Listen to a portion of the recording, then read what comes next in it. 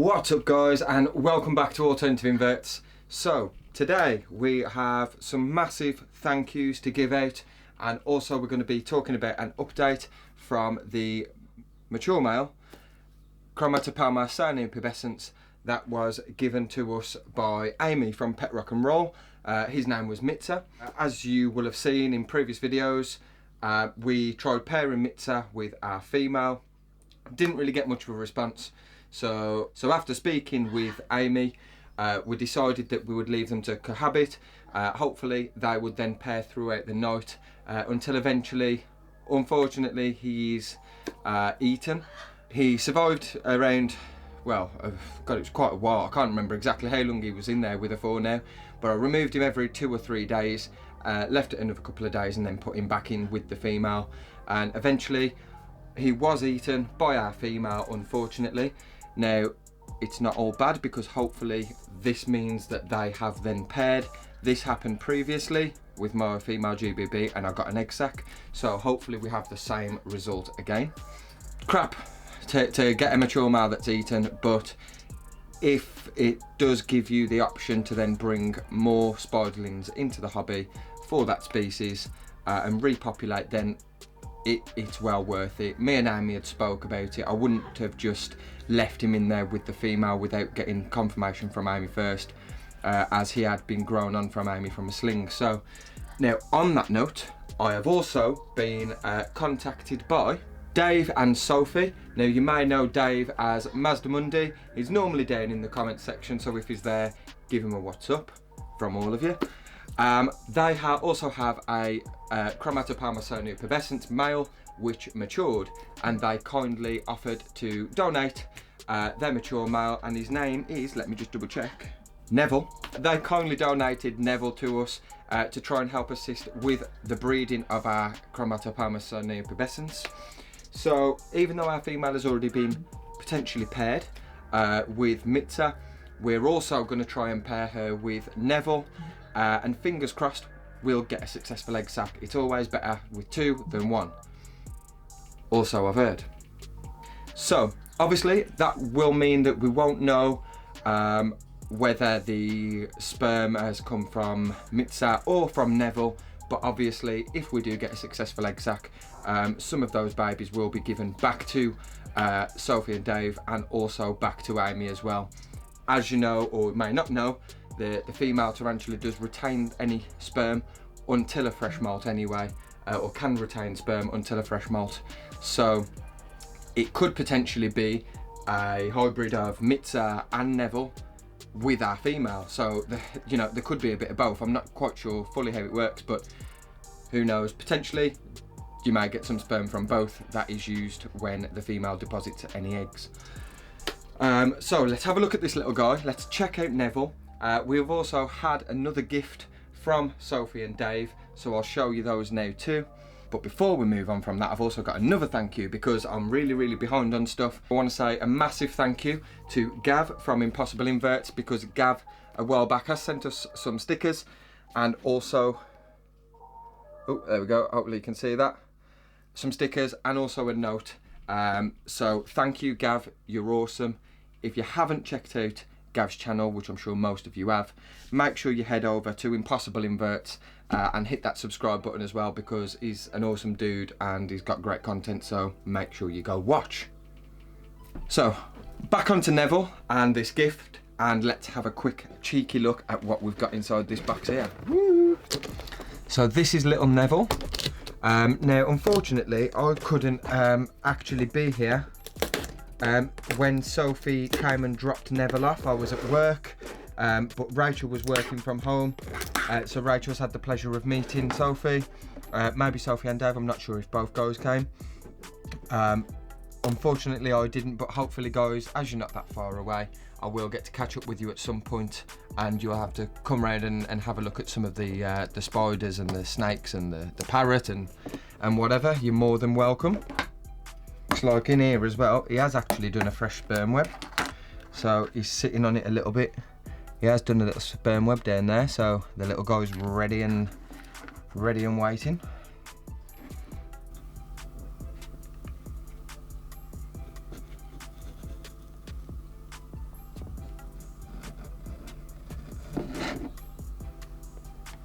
He's absolutely stunning. So we're going to get Neville rehoused. We're going to get him a little brass plastic tub set up. I do keep mature males in smaller tubs, so he doesn't need one of my big glass enclosures. He'll be kept in a small container on the bottom shelf where it's a little bit cooler, just to prolong his life. So let's get some substrate and we'll get a little tub set up for Neville. Hello, Neville. Neville, hello.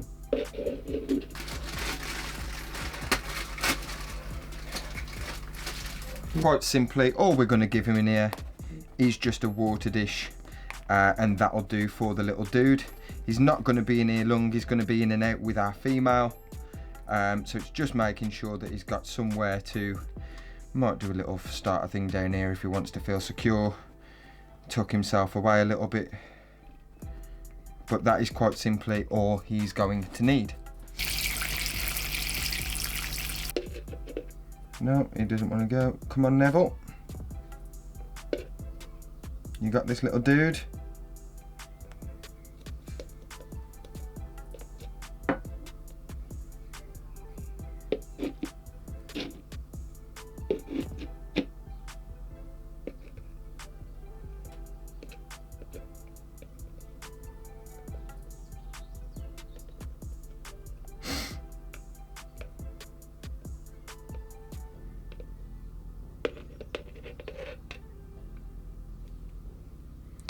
There you go. So that's Neville, the awesome little dude. Again, thank you to Dave, Mazdamundi, and also Sophie for this. Hopefully, fingers crossed, we can get a successful egg sac and we can get some babies back across to you as well. Also from Sophie and Dave, we were gifted some of these because they were overrun. These are giant orange isopods, so let's quickly take a look at these.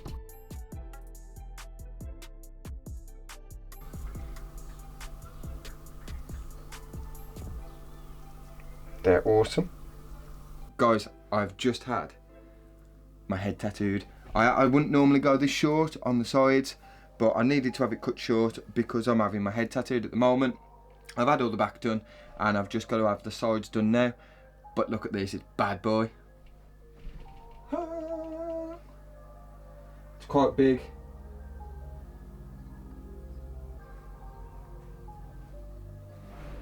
What do you think? Let me know below. Same sort of stuff's going to be coming over the sides, and then I will grow a little bit more hair where it fades back up into the whole slick back, whatever you want to call this sort of thing. Enough mumbling, let's get some substrate. I have been thinking, and what I may do is put these isopods in the same tub where I keep my springtail colony. Now, my springtail colony is in here. I've literally just got damp substrate. I keep it damp all the time. It's got 2 water dishes and some wood, well, some bark. So I think I may just let the isopods mix in with these springtails, and all should be fine. I've never kept isopods before, so if you do recommend trying anything different, let me know in the comments down below.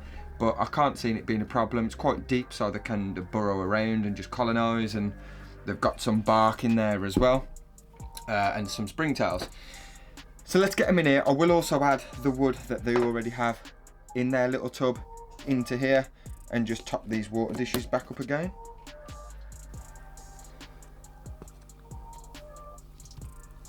I think it's giant orange isopods that these are.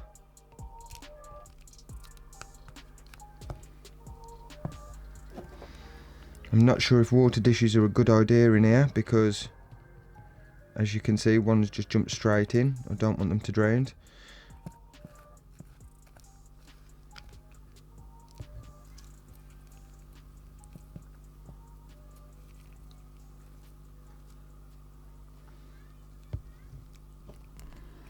And we'll remove those water dishes just to be on the safe side. I don't want any of these guys drowning.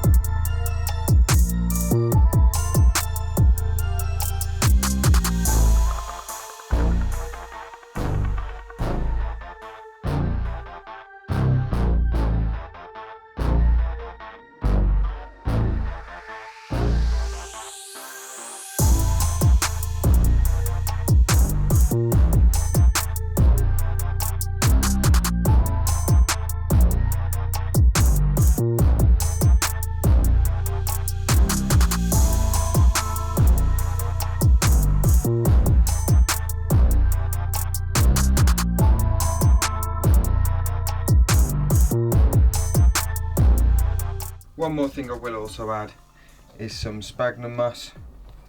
Again, this will just help retain some of the humidity.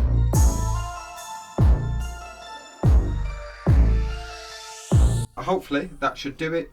I need to do a little bit more research on these ice pods, but I think they're pretty easy to keep. I have got some in my bioactive enclosure, and all I do with that with the dart frogs is just water it down.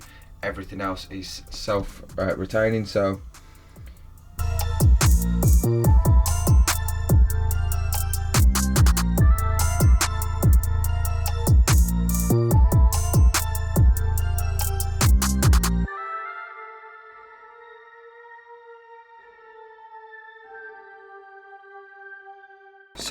that is it for this video, guys.